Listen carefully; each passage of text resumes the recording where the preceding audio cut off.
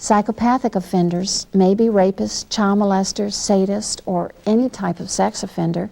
They may not even be sex offenders, but engage in other forms of criminal or exploitive behavior instead. The hallmark of psychopathy is that the person doesn't have a problem in one area, such as sex, but has a pervasive lack of responsibility as well as a lack of attachment to other people. In this next section, Robert describes behavior that puts him in the category of power and controlled rapist, but doesn't necessarily tell us his problems are pervasive and that he has no capacity for attachment. That will come later. Yeah, it was power and control. I was grooming her from the age of, it started at about the age of 1. When I was the punisher, I was the one who decided punishment over the children. I was the one who spanked the children. I was the one who punished the children.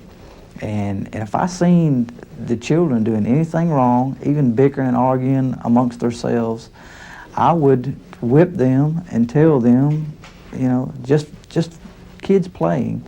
I would tell myself, well, she's not going to be like that. She is going to be the perfect mate. And I told myself that. And I didn't molest her then. The perfect mate. The perfect So you were... mate. I was grooming her to fit me. To fit me. And at what age? I started at about a year. I started grooming her, whooping her, and telling her this, to do this, not do that. Then when I molested her at 18 months old. And I thought to myself, I said, well, this is going to be easy. This is going to be easy. I'm going to have my own child, my own stepdaughter, which is really not blood related to me. And I'm telling myself these things, it's not blood related to me. When she grows up to be 14, 15 years old, I will have the perfect sexual mate for sexual purposes. Anything else didn't matter. It was sex. That was it. I didn't care about, really, honestly, I didn't love the child. I wanted the child for my own purposes. I was the one potty training her. Okay? My wife let me potty train her. I potty trained her.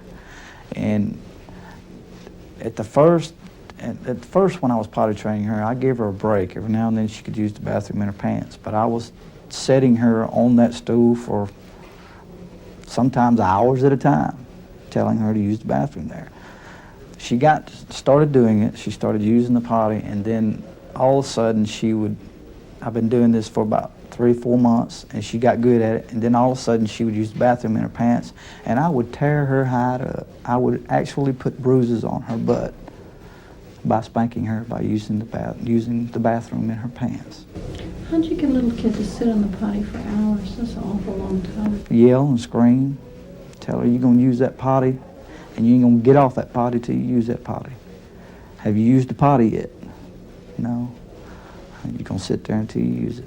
And as I look back, I was done that way, the same way she was done. How was you justified in your head? How would I justify it in my head? She's going to do what I want her to do, and that's it. She's going to use the bathroom. She's going to, let's say that I told her that Daddy loves her, and Daddy's going to take care of her, and Daddy's going to give her anything she wants as long as she does what Daddy tells her. I got married at 19, and I kind of like refrained from, or tried to refrain from sexually acting out with any other ladies besides her, because I knew that AIDS was coming out, and I knew that diseases were very frequent.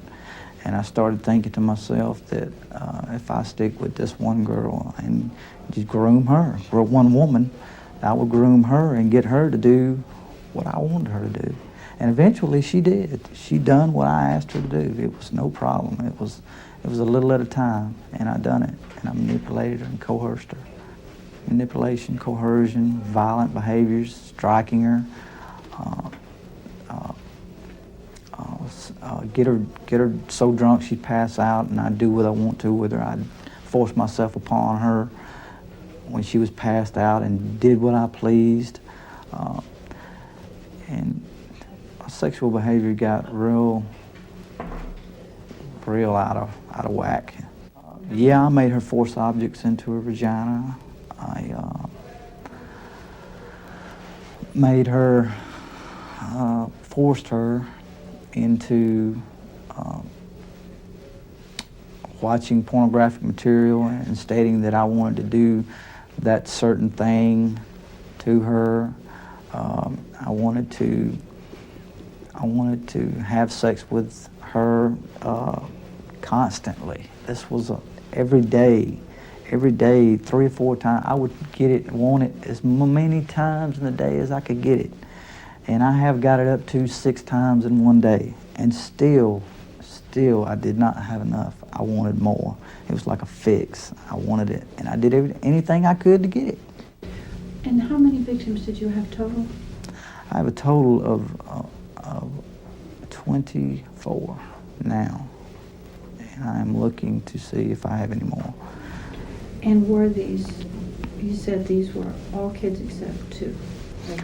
No. Oh, yeah, well, they were under the age of 18. Most of my victims were the age of 11 to 16. And how did you get control of them? Was it through force and control and violence? It was manipulate. No, it wasn't violence. It was more like manipulation. It was coercion.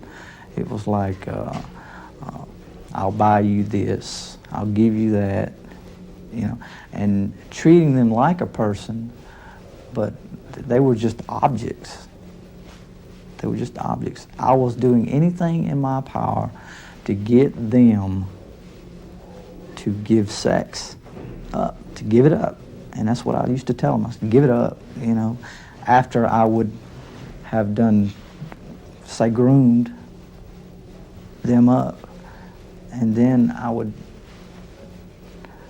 and they would comply. I would buy them beer, get them drunk, get them high, get them, any way that I could manipulate a woman or a girl, a child into having sex, I would do it. In this section, you will see the lack of attachment to anyone that suggests Robert is not only a power and control sex offender, he is quite psychopathic as well. The best way to fool people is to help them, is to ask what they want, ask what they need. Do they need any help doing anything? Do they need any money, or do they need their car fixed? Do they need the grass cut? Do they need their children looked out for?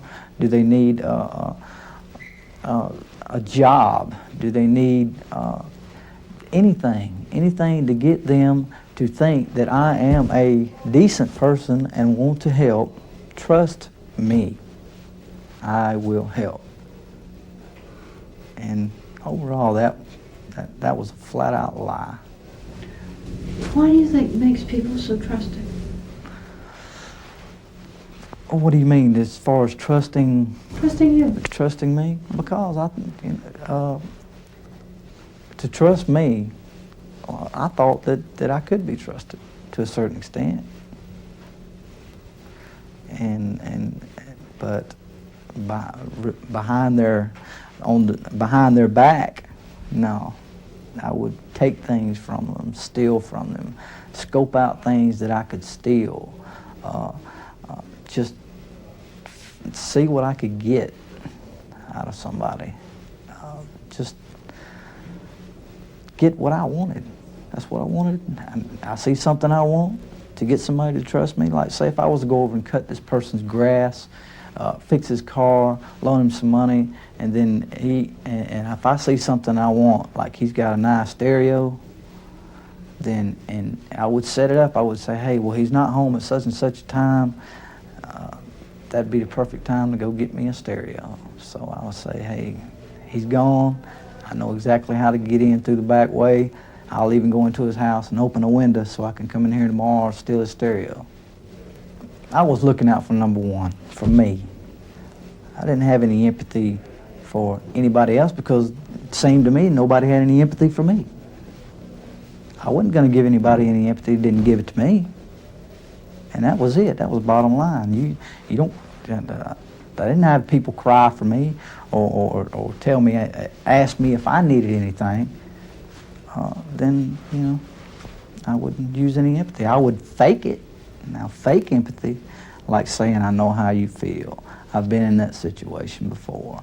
I've done that and it didn't turn out all that hot. And I would fake it, but there wasn't no empathy there. That was just a show. That was just to tell. That was just to get the person to say, well, hey, you know, it seems like he's pretty good fellow. And, you know, that was manipulation all the way. I'm aware how disturbing this film is. I made it because I've seen children report acts of sadistic abuse and not be believed because the listener refused to believe that such things happen. It's easier to deny malevolence than it is to face it. But we have no hope of detecting and stopping this kind of behavior if we don't learn something about it. I made this film in the hopes that the next victim won't report 6 or 7 times as Gerald's victim did and still not be believed.